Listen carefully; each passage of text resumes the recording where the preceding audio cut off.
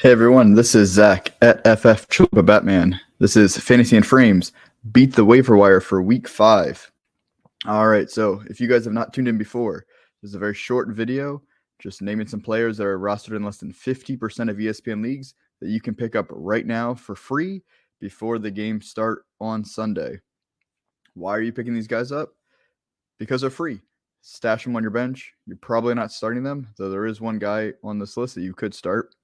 And we'll see what happens in the games. And now you don't have to fight with your league mates on Tuesday or Wednesday and bid for them or set a priority to get them on your team. So a couple weeks ago, I mentioned Khalil Herbert. He was under rostered. Now, again, we don't want to hope for any injuries, but they are part of the game. And if you would have stashed Khalil Herbert a couple weeks ago, you could now be starting him this week with Montgomery being out. So that is why we are doing Beat the Waiver Wire. I also did want to mention I am from Central Florida. We have just gone through a significant hurricane. I was very fortunate. My family is fine. My house is okay. There was a lot of people in the state that were not as fortunate, as well as in the Carolinas and up the coast. So if there's anything you can do to help support any of these relief efforts, it would be greatly appreciated. So thank you for that. But now with that, let's move on to Beat the Waiver Wire. So this week at quarterback, not going to lie, QB has been rough this year, so we're just looking for some upside. So I want to talk about Marcus Mariota with the Atlanta Falcons. So he's 28.6% rostered. He has at least 6 rushes in the first 3 games and a rushing touchdown in 2 of the 3 games so far this season. So is he a great quarterback? No, not really. But for fantasy football, he does have a decent floor and some upside, which is what you were looking for when you're trying to beat the waiver wire and trying to stash a quarterback, is someone that can just get you some points and maybe get lucky with a rushing touchdown. And then there's a crazy stat from Scott Kaxmar, sorry if I mispronounced your name, on Twitter. The Browns and the Falcons are the only teams to score at least 26 points in all 3 games this season. That's crazy. Who would have expected that? So Mariota is part of a team that is putting up some points, and why not stash him? Let's see what happens. All right, at running back, Jerick McKinnon. He is 18.1% rostered. Now, I know he is the backup, and I know he hasn't done a whole lot this season. I get it. But he has played more snaps than CEH this season, and he has outsnapped CEH in every game this season. They tied for snaps in week 1. He is not out-touching CEH. I understand that. But the fact that he's outsnapping him, who knows what could happen? CEH has had issues with injury.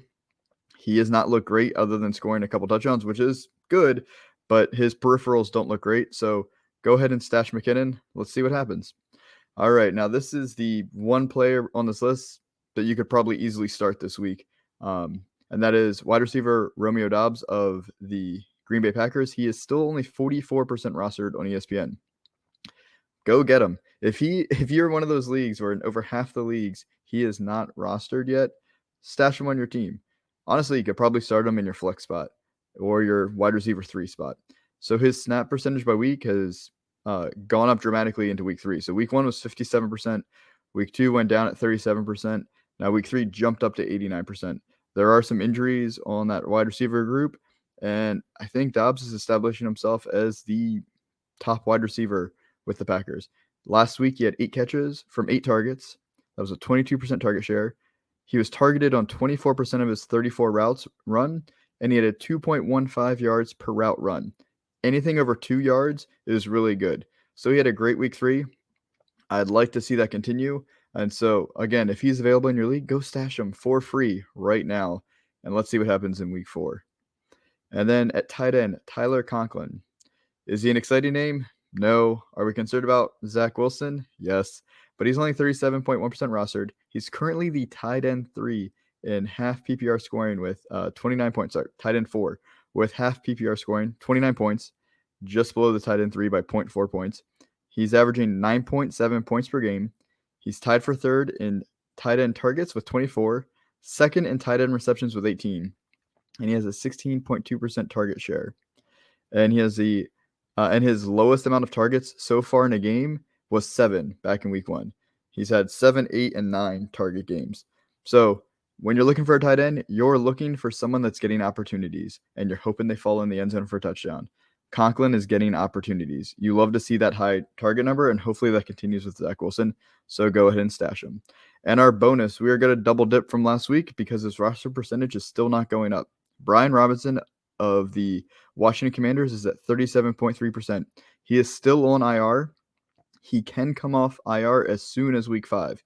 That does not mean he is coming off IR, but he is eligible if he is healthy enough and the team wants to take him off IR. So if you have an IR spot in your league, stash him in your IR spot now, get him for free, and let's see what happens. You're not going to be starting Robinson for several weeks until we see what kind of workload he has and how healthy he looks, but why not get a number 2 running back or potentially a future starting running back on a NFL team for free right now on your bench? That is the point of beating the waiver wire. So thank you all for tuning in.